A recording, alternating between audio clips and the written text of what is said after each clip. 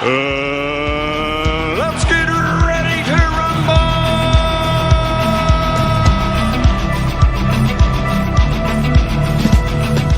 It's funny because I never thought I'd be sitting in a room with one of my best friends talking sports, fulfilling a lifelong dream of mine. This is Hudson River Rumble. My name is Gabe Rosenberg. I am 16 years old and I am from Boca Raton, Florida, but right now I am a Rockaway Beach resident. And this is my friend Brendan. He is 17 years old. He has lived in Paramus, New Jersey all of his life. We have that New York, New Jersey combo, the Hudson River Rumble combo. And we're actually going to be talking about not just sports, but our experiences with New York and New Jersey, how they're different, but also how they're alike. We got the big market of the New York sports: Knicks, Nets, Giants, Jets, Rangers, Islanders, even the Devils in New Jersey with me. We're right across the Hudson River. I came from the George Washington Bridge to come here to Gabe's house in Rockaway, New York. This is great. We can talk about anything around the area. We got New York City, you got New Jersey, and that's what we're going to be talking about as well. Our favorite things, the travel, just the great feeling of this area. New York's got better pizza, I gotta tell you that. Well, that's a debate, you know. That's a debate we can have, you know. We can literally talk about anything. So for those Jersey people that are watching, we can talk about how your food sucks and New York's food is better. All right, let me stop. Pizza's a big part of it, though. Pizza is a big part of this area in general. I know, it's huge. I mean, when you think about the best pizza in the world, you think about New York and Italy. There's like no other thing that come up. I've heard someone told me that they went to Italy and the pizza wasn't that good, but I don't know about that. I heard that too, actually. That's insane. There might be places that have great pizza in Italy because pizza's Italian. Brunson rolled his ankle in a game against Los Angeles where he had 39 points and he dished out 10 assists. He's expected to be out for at least 2 weeks, with Miles McBride filling in that starting point guard role. Do you think he could do that? He's filling in Jalen Brunson's spot. He's under a lot of pressure. There's no one like Jalen Brunson. He only stands at 6'2", and he throws his body around on people that are like at least a foot taller than him, drawing fouls and everything, always at the line. Of course, he's not going to be anything like Jalen Brunson, but I think he will be a serviceable guard for the time that we need him. Even though some games, I do have to admit, I want to cry.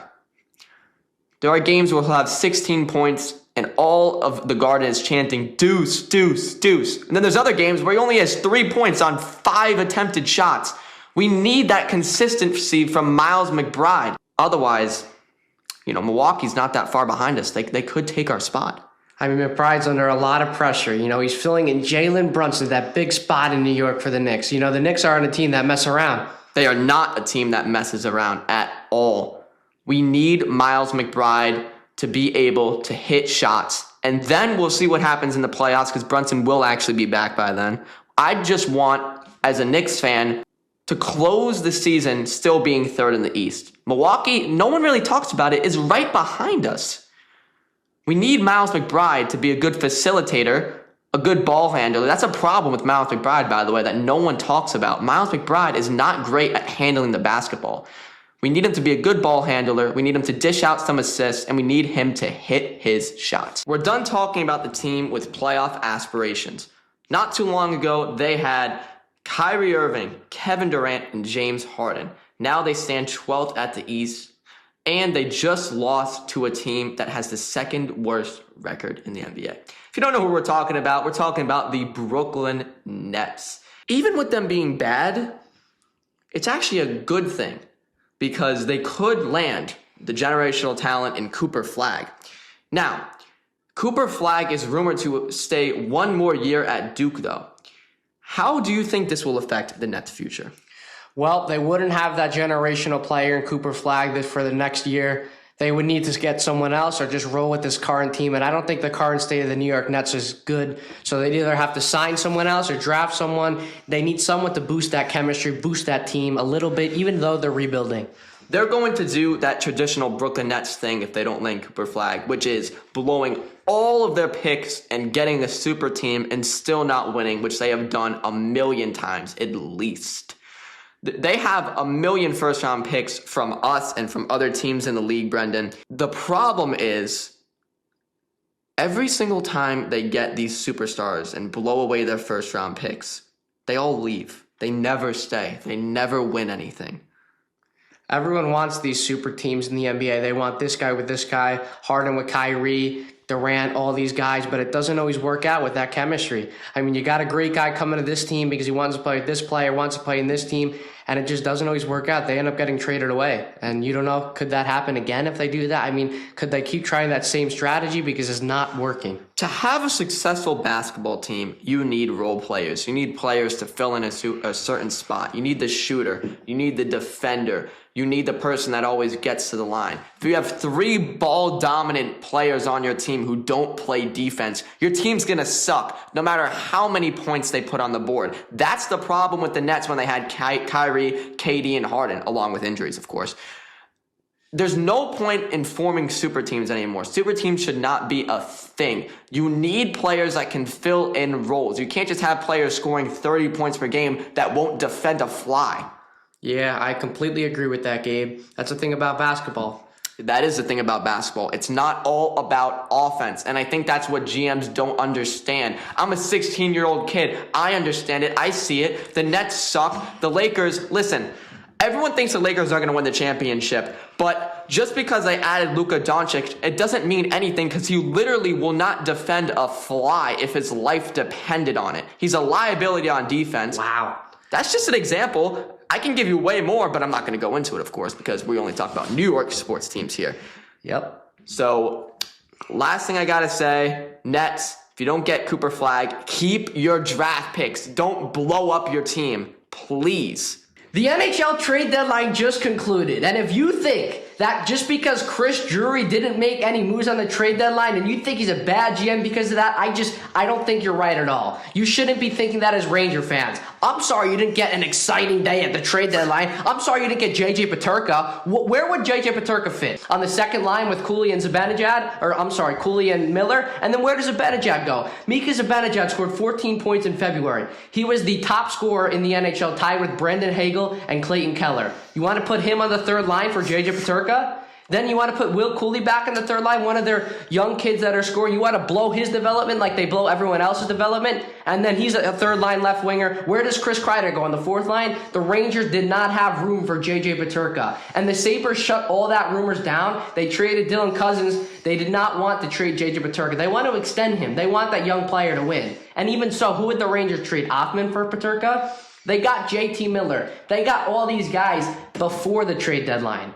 If all these moves happened during the trade deadline, us as fans or the Ranger fans would be so happy. But just because they were ahead of the game, that is a good thing.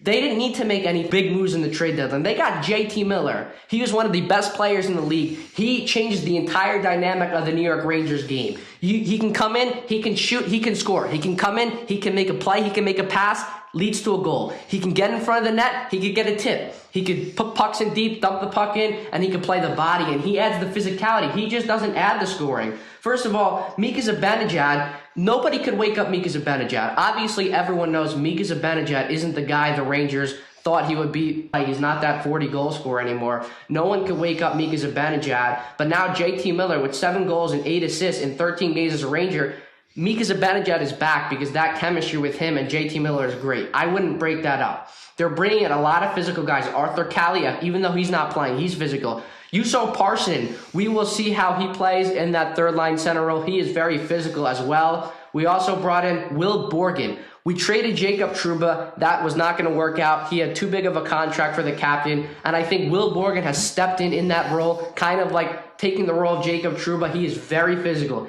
He's a good defenseman. I'm sorry, Capo Caco. I'm sure you guys could say, wow, he's scoring a lot of goals with the Kraken. People compare him to Alexi Lafreniere. Now he has more points than Alexi Lafreniere, but that wasn't working with the Rangers. Capo Caco was not working out with the Rangers game, not at all. Nope. Will Borgen comes in. Igor Shesterkin much appreciates Will Borgen. He's getting in front of the net. He's playing the body. Oro Vakanainen and the Rangers just extended him for 2 more years. He's a solid defenseman. They're fixing their issues. Calvin Dehan. They got rid of Ryan Lindgren, who was a liability. Lindgren was a great player. He was physical. He had the grit. He had the block shots, but he was a shell of himself these last couple of years. And a lot of people had appreciated Lindgren, but he is not a first-pairing defenseman with Adam Fox. That was a very good trade. Jimmy VC, he wasn't fitting in. He was visibly not happy with the Rangers. He was a bottom liner. We had no room for him. And we're bringing in other guys that will fill these roles. We're trading for the defense. We got JT Miller. So just because they didn't make any moves in the trade deadline, they are ahead of the game. Their consistency is a big problem. The New York Rangers need to be more consistent. They'll go on a streak, they'll win some games, and then they'll lose a bad game like they did. They blew that game in Ottawa in overtime the other night. They blow a lot of games. If they can sneak into the playoffs, right now they are tied with the Columbus Blue Jackets. They play them tonight. Can they sneak into the playoffs? Gabe, do you think if the Rangers can sneak into the playoffs, do you think they have any shot of winning the Stanley Cup? I unfortunately do not. I'm saying this as a Ranger fan. However, I do think that the Rangers are going to sneak into the playoffs, but I think they'll get bounced early. I mean, if they have that mojo in that no quit in New York, which I don't even think that slogan matters anymore. If they have that mojo, you never know what could happen in the playoffs. But if they sneak into a wild card spot, they would be playing a team like the Toronto Maple Leafs, the Washington Capitals, or the Florida Panthers. They have not matched up well against those teams at all. They did beat Toronto one time, but they lost the rest of those games against top teams. They're just way too inconsistent. But they made a lot of big moves. JT Miller is everything the Rangers could have ever asked for. The defense, Will Borgen, they are fixing their problems. So I am very interested to see if they got that grit in them, if they got that fight in them. I think they could sneak into the playoffs, but we will see what the Rangers are made of these last coming weeks. Brock Nelson is gone. Sayonara. The other night, he just surpassed 900 games, ended up playing 901 games with the Islanders, fourth all-time. Very emotional win for him in his last game against the Winnipeg Jets. 12 seasons, fifth all-time in goals with 295 and eighth in points. They got Oliver Kylington. He's gone for a bag of chips to Anaheim. They got a prospect, but they did get a conditional first-round pick in the 2026 draft and a conditional third-round pick in the 2028 draft from the Colorado Avalanche. So I'm glad they got those picks for Brock Nelson. I got a feel for Islanders fans. He was one of the best players that they've ever had. He was a big part of this team. But good for him. He's on a line with Jonathan Drouin and Valerie Nichushkin, who just scored 4 points the other night. Brock Nelson already got 1 point in his first game with the Avalanche. So he's going to win a cup. He's chasing a cup. And you know who's not? The New York Islanders. The New York Islanders currently sit 7th in the wild card with a record of 29, 26, and 7. They are 3 points out of the wild card, but I think there are a lot better teams: Ottawa, Columbus, the Rangers, Detroit, etc. So I think sending that message with Brock Nelson being out, traded, I think they're kind of saying, let's see what this team got. They're rolling with their team for the rest of the year. They said, let's see what they got, but it seems like they're obviously went with that seller's approach. So it's just one of those years for the Islanders where they're going to say, just play with the team they got. And Kyle Palmieri, it seems like they will be extending him. They did not trade him away, but now Matthew Barzal might not return for the season. He blocked a shot on February 1st, and now he's out. He got a minor procedure on the 6th, so they're without their best player. They just traded one of their other best players. If they can string along some wins, it will be nice for the Islanders fans, but that's all I really got for the Islanders. Nothing much going on there. They're just the Islanders, man. Wait. Did you, Brendan O'Callahan, just say that you feel sorry for Islanders fans? I mean, this is Hudson River Rumble. We're kind of trying to be have the bias for all the teams. The Islanders and the Rangers have a rivalry. I am a diehard Rangers fan, but I don't hate the Islanders. I mean, just like what Derek Jeter said about the Mets, they're just the Mets, and I'm going to say they're just the Islanders. They've had some good runs, but I think this is the end of an era in the island, and we'll see what they do in the offseason. We'll see if they can compete next year. But if they can win, they can win some games. And, they're not the worst team, but they're not one of the best, all things said. So We still hate New Jersey, though, right? A devastating loss for the New Jersey Devils. They have just announced that Jack Hughes is done for the season and getting shoulder surgery. He played in 62 games, getting 70 points and 27 goals. Obviously, that changes the entire dynamic of the Devils season. That is a heartbreaker. They're going to make the playoffs as they sit third in the Metropolitan Division with a 34-25-6 record. We will see what this team is made of for the playoffs. Dougie Hamilton is out for an extended period of time with a lower body injury. Siegenthaler is out for the season, but the Devils still do have guys with 15-plus goals. They have 5 guys: Heischer, Nason, Bratt, Meyer, and Mercer, all have 15-plus goals. So they have that skill without Jack Hughes, but let's see really how much skill do the New Jersey Devils have. I think they have a lot more skill than just Jack Hughes. I mean, Jack Hughes is one of the best players in the league. He is their guy, but they just don't have Jack Hughes. He doesn't make up the whole team, as they have those guys that I've named. The captain, Nico Hischier, is having a breakout year. Paul Cotter is slumping. They put him out of the lineup, but they did bump Eric Kalla to the wing, who scored. They traded for Cody Glass, who had a goal in his first game. Jake Allen has been great, and obviously they have Jacob Markstrom. So the Devils have an amazing team. Even though they lost Jack Hughes, they're obviously making the playoffs. I think they can still make a run for it. They have a lot of skill. They have guys that can score. They have that grit. They have that passing. The way the Devils move the puck is amazing. If you watch their games, if you're a Devils fan, the way they score their goals, they're passing, they're getting pucks to the net, they create so much offense. And losing Jack Hughes, that's a big part of what sucks with that. But they have other guys. Jesper Bratt is a great player. He creates a lot of offense as well. He has the same amount of points as Jack Hughes with 70 in 64 games, 70 points and 17 goals. Jesper Bratt will carry this team on his back, in my opinion. He's a very skilled hockey player. Nico Hischier, he missed some time, but he still has 26 goals. So the Devils have a lot of skill, and I think they can still make a run for it in the playoffs. Is it time to sound the doomsday alarms for the New York Yankees? They announced that 2023 Cy Young winner Garrett Cole shoulder status is unknown. He avoided Tommy John last year, only missing 3 months. He is one of the best pitchers in the game, the ace of the New York Yankees, and my favorite player of all time. He got an MRI. The imaging of his elbow has been distributed. He's seeking second opinions. He's got some hope. Brian Cashman stated that he is ready for the worst. But this is a terrible loss for the Yankees. It is panic mode. Max Fried is an ace. He was an ace for the Atlanta Braves when they won the World Series. Max Fried can carry this team on his back, but they have a lot of question marks. Luis Gil is out 3 months, the reigning Rookie of the Year winner with a lat strain. This is very, very bad. Can Carlos Rodon finally cement himself as a Yankee and have a good season? He has shown those sparks. He can go on some runs, but he has to string it together. He has to have a good year and step up. Marcus Stroman's looking good in spring training. He has to step up. Will Warren, is he ready for the majors? He is looking amazing. He has got great stuff. He's being compared to Michael King. I think he will slot himself into the rotation and get some games. And obviously Clark Schmidt is being built up. I think they have two cemented guys in that rotation with Max Fried. They picked him up. He is amazing. He's an amazing lefty. He has the best ERA in baseball over the last 5 years. I think that he will carry this team on their back as an ace. I think Clark Schmidt is a great pitcher. And then they signed Carlos Carrasco. Does he still have it in the tank? I think he does. Now they are saying that Giancarlo Stanton, if he gets surgery, he's out for the year. That is a big blow after that ALCS MVP, amazing playoff run he had.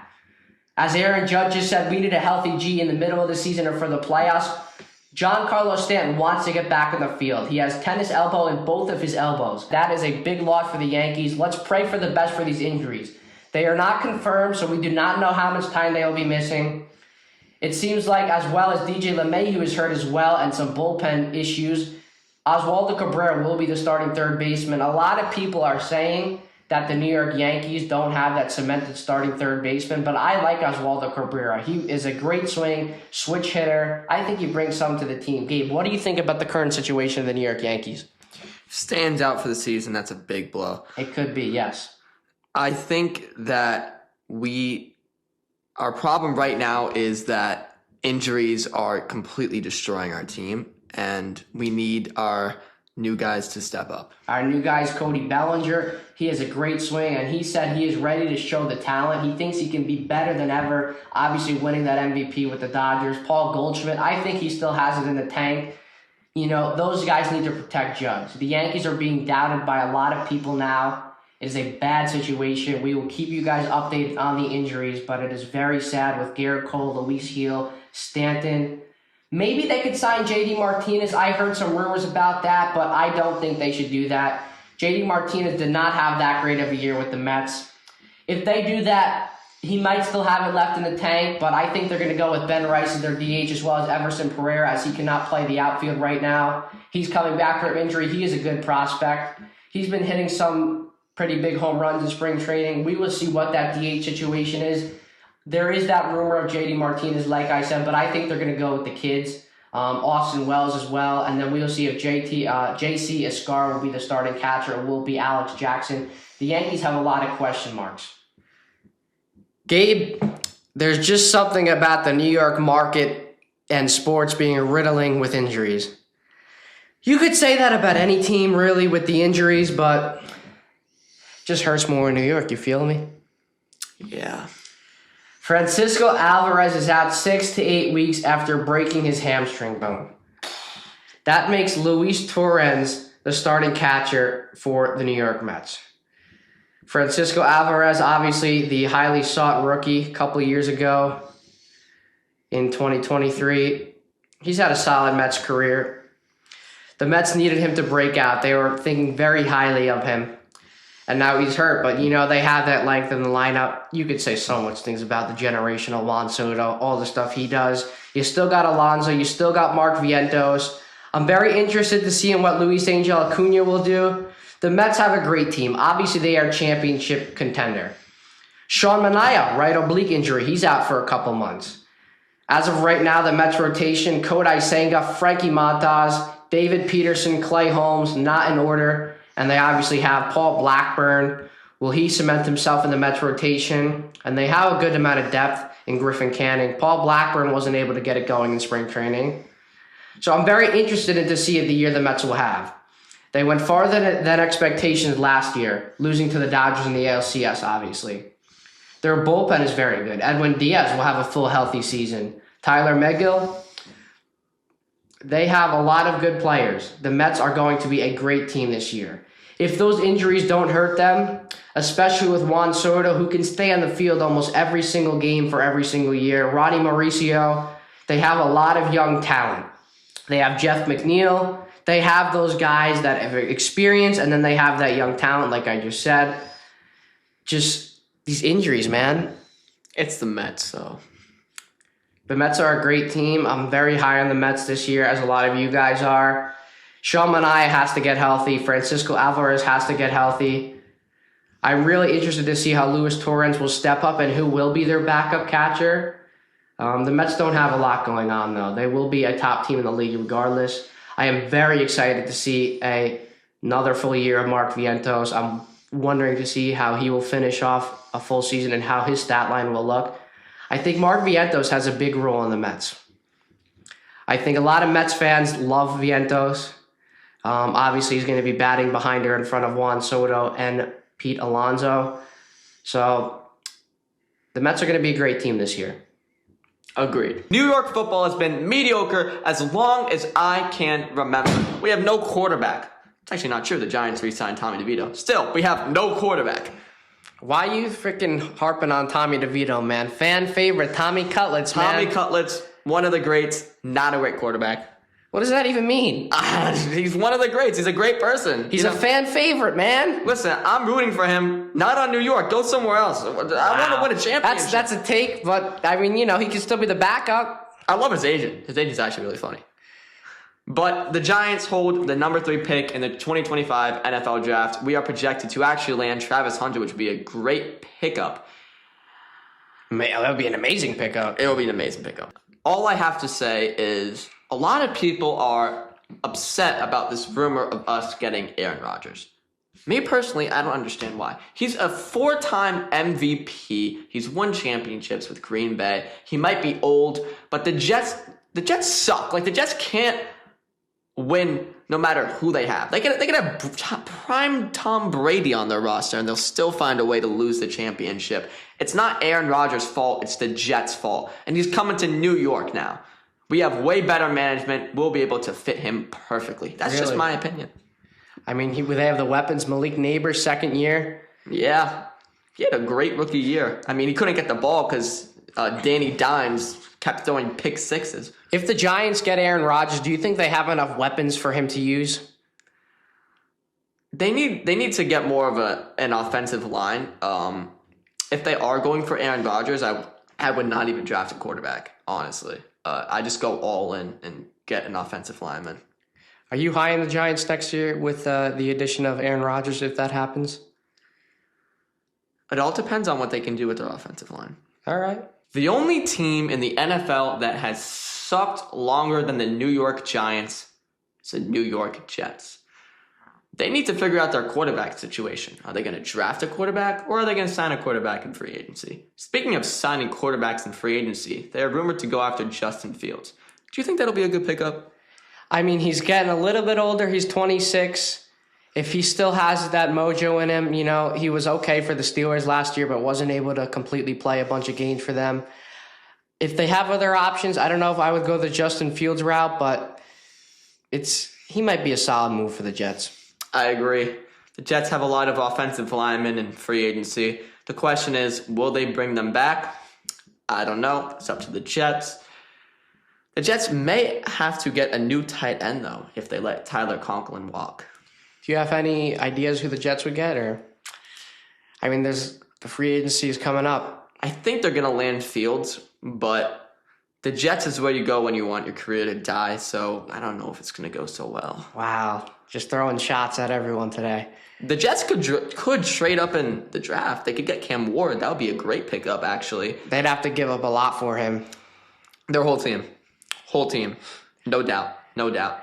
Jets have a new GM, and since he's new, the rumors are that he doesn't want to blow up the team and go all in for a quarterback and in the draft and trade up. And because if that fails, then what is everyone else going to think? He's probably going to get fired. That's Darren Moji.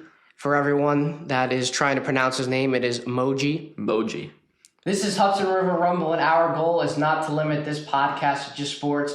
As I said in the beginning, we'll be speaking about how it's like living in the New York, New Jersey area, Gabe's transition from Florida to moving to New York, and how it is like for me to live in New Jersey. But today we will not be speaking about that. We will be doing more of a humorous topic and discussing a random topic of the day. It can be anything. We will literally be asking AI. It could be crepes. It could be cheese. Anything. So we're going to be on the show asking it right now. We're not even going to say it's for a podcast. ChatGPT, it's the new wave of the world. We are going to say, give me a random topic. AI, give me a random topic. AI gave us a random topic. What topic did the AI give us? Random theme parks, forgotten landmarks, the history of abandoned amusement parks. There's a lot of abandoned amusement parks. The first one that comes to mind is the abandoned amusement park in Chernobyl. For those of you that don't know, Chernobyl is a city in Ukraine that had a radiation leak in the 80s and is no longer able to be habitable. Not only is there that, there's the River County in Disney World that was abandoned for brain-eating amoeba, which is disgusting. Yep.